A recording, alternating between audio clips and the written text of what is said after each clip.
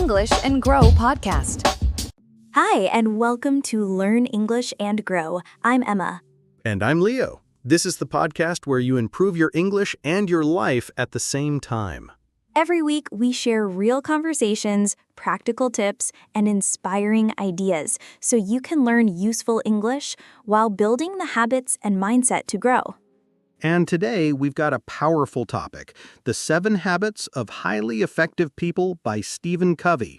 These are habits that can help you be more productive, more focused, and more successful in English learning and in life. All right, Leo, I want to start with a little story. When I was younger, my grandma used to tell me about the good old days when everything cost 2 cents. Bread, 2 cents. Milk, 2 cents.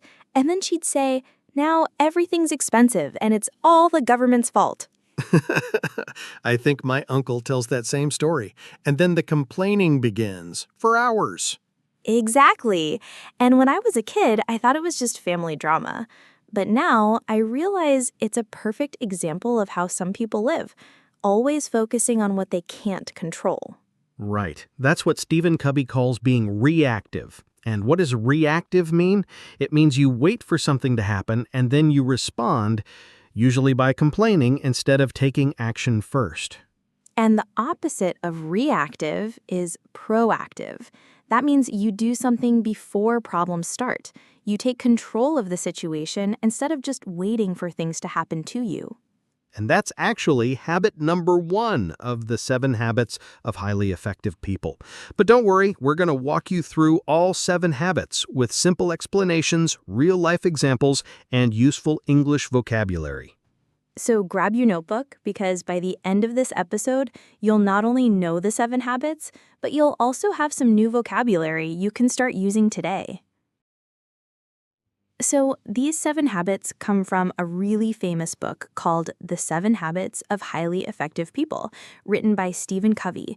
It's been around for decades, and millions of people swear it changed their lives. Yeah, and here's the cool part.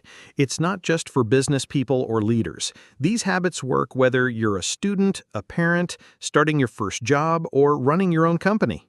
And for English learners, it's perfect. Why? Because as we explain each habit, we'll also break down useful English vocabulary and expressions, so you grow your mindset and your English at the same time.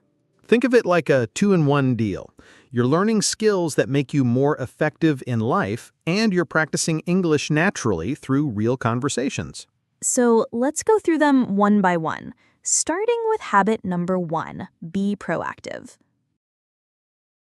So habit number 1 is be proactive.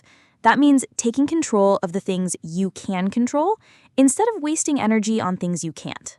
Let's break that down. The word proactive means you take action before problems happen. You don't just wait for life to happen to you, you make things happen. It's the opposite of reactive, which means you only respond after something has happened.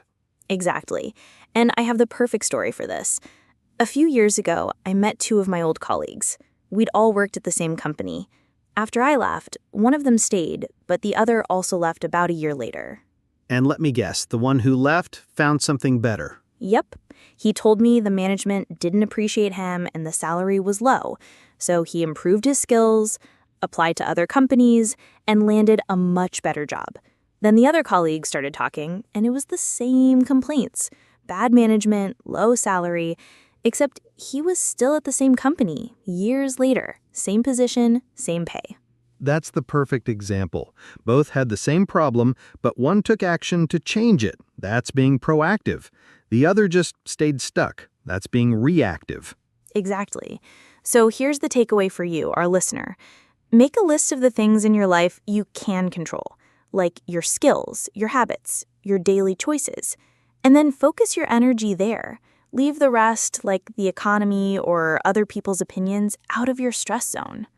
And just to add an English tip, you can remember proactive by thinking of it as pro plus active.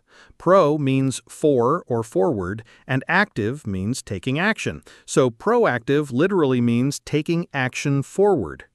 Nice. Okay, let's move to habit number 2. Begin with the end in mind. So habit number 2 is begin with the end in mind. Sounds a bit mysterious, right? What does it mean?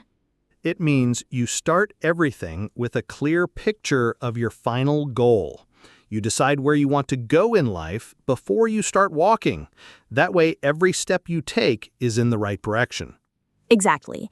And Stephen Covey explains it with a pretty powerful exercise. Imagine you're at a funeral, but it's not just any funeral, it's yours. Ooh, a little dark, but I get it.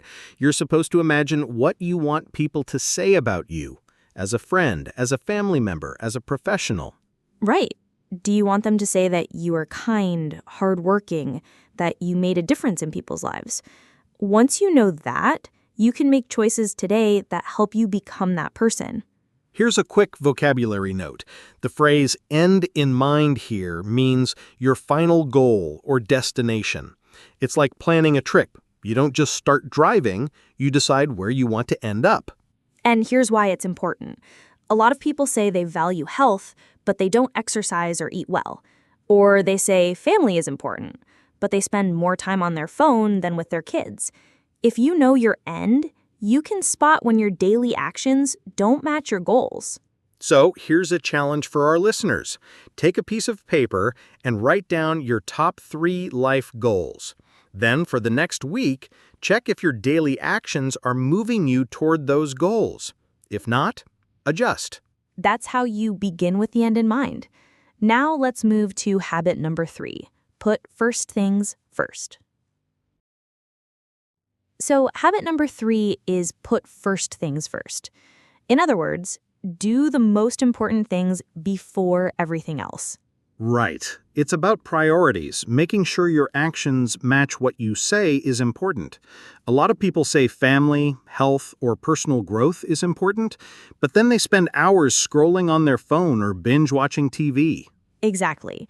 And Stephen Covey explains this with something called the time management matrix. Sounds fancy, but it's really simple. Yeah. Picture 4 boxes. In one box, you've got the stuff that's urgent and important, like emergencies or deadlines. You've just got to deal with them right away.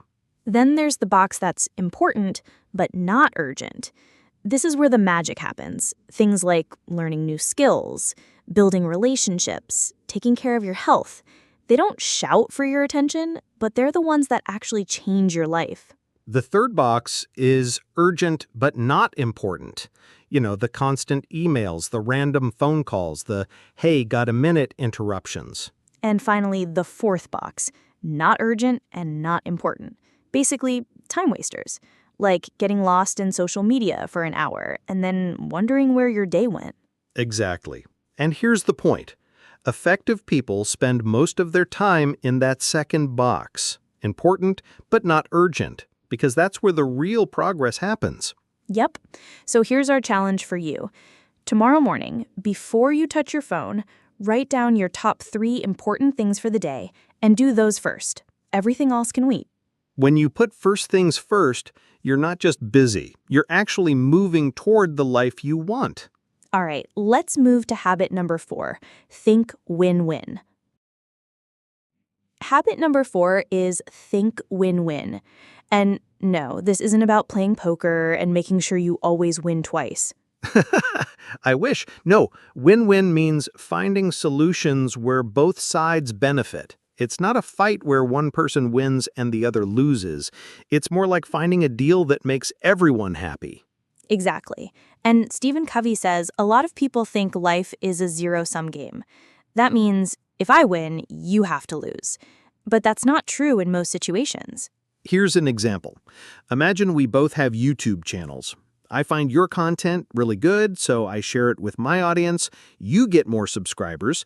Then you check out my channel, you like what you see, and you recommend it to your audience. I get more subscribers too. We both win. Right. Now compare that to a win-lose mindset. That's like me creating a fake account, leaving bad reviews on your videos, hoping people won't watch your stuff, and maybe, just maybe, they'll come to me instead. That's not only toxic, it's also small-minded. Exactly. Win-win thinking is bigger than that. It's about believing there's enough success, enough opportunities, enough happiness for everyone. My win doesn't mean your loss. And quick vocabulary check. When we say mutual benefit, we mean something that's good for both people involved. So, here's your challenge for the week. Next time you're negotiating, brainstorming, or even just helping a friend, ask yourself, how can we both get something good out of this? That's win-win thinking in action. All right, let's jump to habit number 5. Seek first to understand, then to be understood. Habit number 5 is seek first to understand, then to be understood.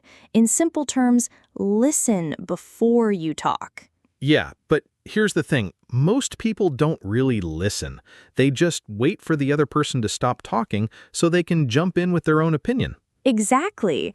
Stephen Covey compares it to going to the eye doctor.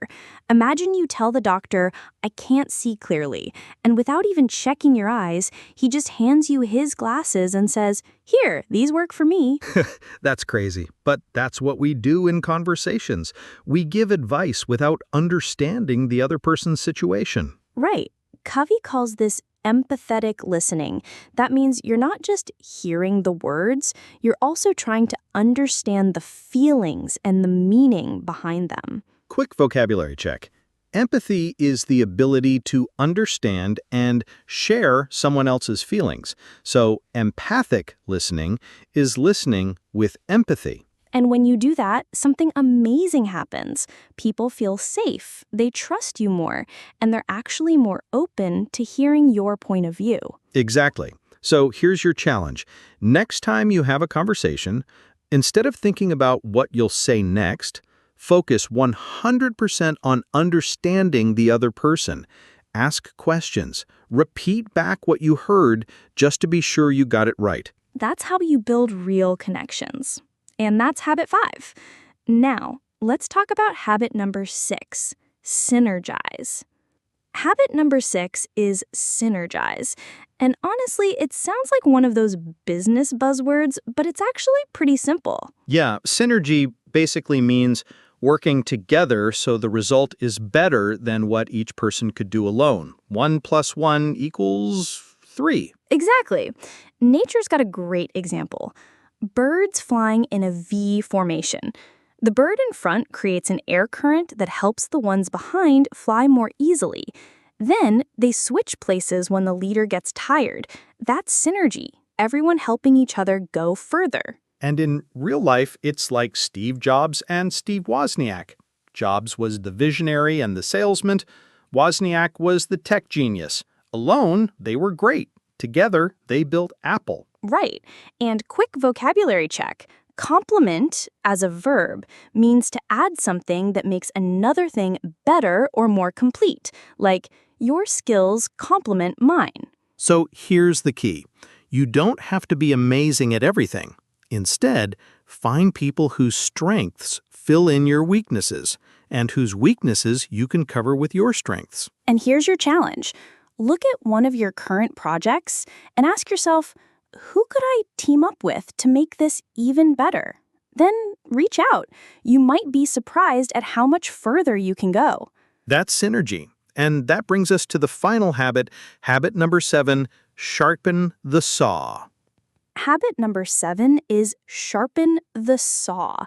And no, we're not talking about carpentry class. Right, it's a metaphor. Imagine you're cutting down a tree with a saw, but the blade is dull. Someone tells you, hey, sharpen your saw, it'll be faster. And you say, I don't have time to sharpen it, I'm too busy cutting. Which sounds ridiculous, but we do it all the time in life. We keep pushing ourselves, working late, skipping exercise, eating whatever is easy, thinking we're saving time, but actually we're wearing ourselves out. Exactly. Sharpening the saw means taking care of yourself so you can work better. That includes your body, your mind, your emotions, and even your spirit. Quick vocabulary check. Renewal means making something fresh, strong, or new again. Sharpening the saw is basically self-renewal. And here's the truth. If you don't make time for your health now, you'll be forced to make time for illness later. The same goes for your mind. If you never learn new things, your skills will get outdated. So here's your challenge. This week, choose one way to sharpen your saw. Maybe it's going for a 30-minute walk, reading for 15 minutes a day, meditating, or spending quality time with family. When you sharpen your saw regularly, you're not just working harder, you're working smarter, with more energy and focus. And that's all 7 habits. Let's do a quick recap. All right, before we close, let's quickly review the 7 habits of highly effective people. Habit 1, be proactive. Focus on what you can control, not what you can't. Habit 2, begin with the end in mind. Have a clear goal before you start so every step moves you in the right direction. Habit 3, put first things first. Do the most important things before everything else. Habit 4, think win-win. Look for solutions where both sides benefit. Habit 5, seek first to understand, then to be understood. Listen with empathy before sharing your own view. Habit 6, synergize. Work together so the result is greater than what you could do alone. And habit 7, sharpen the saw. Take care of your body, mind, emotions, and spirit so you can keep performing at your best. Let's also review some of today's vocabulary. First, proactive, taking action before problems happen. Example, she was proactive and learned new skills before applying for the job. Reactive, only responding after something has happened. Example, he's reactive. He only fixes problems after they occur. Priority, something you decide is more important than other things. Example, my top priority this month is improving my health. Mutual benefit, something good for both people. Example, the partnership brought mutual benefit. We both gained new customers. Empathy, understanding and sharing someone else's feelings. Example, a good leader shows empathy when listening to their team's problems. Complement, as a verb, means to add something that makes something else better or more complete. Like, her design skills complement his marketing experience. And finally, renewal, making something fresh, strong, or new again. Example, a weekend at the beach gave me a real sense of renewal. Your challenge is to choose just one habit from today and focus on it for the next 7 days. And of course, try using today's vocabulary in your daily conversations or writing. That way, you're not just improving your English, you're also growing your life skills. And that's it. All the 7 habits of highly effective people, plus some new English vocabulary you can start using today. Remember, you don't have to master all the habits at once. Just pick one, focus on it this week, and see what changes in your life. And hey, if you try this challenge, we'd love to hear from you. Tell us in the comments or send us a message. Which habit are you focusing on, and how's it going? If you enjoyed today's episode, make sure you follow or subscribe to the podcast so you don't miss our next one. And if you know someone who wants to improve their English and their life, share this episode with them. Because here at Learn English and Grow, we believe learning a language isn't just about words. It's about building the life you want, one habit at a time. Thanks for listening. Take care, and we'll see you in the next episode.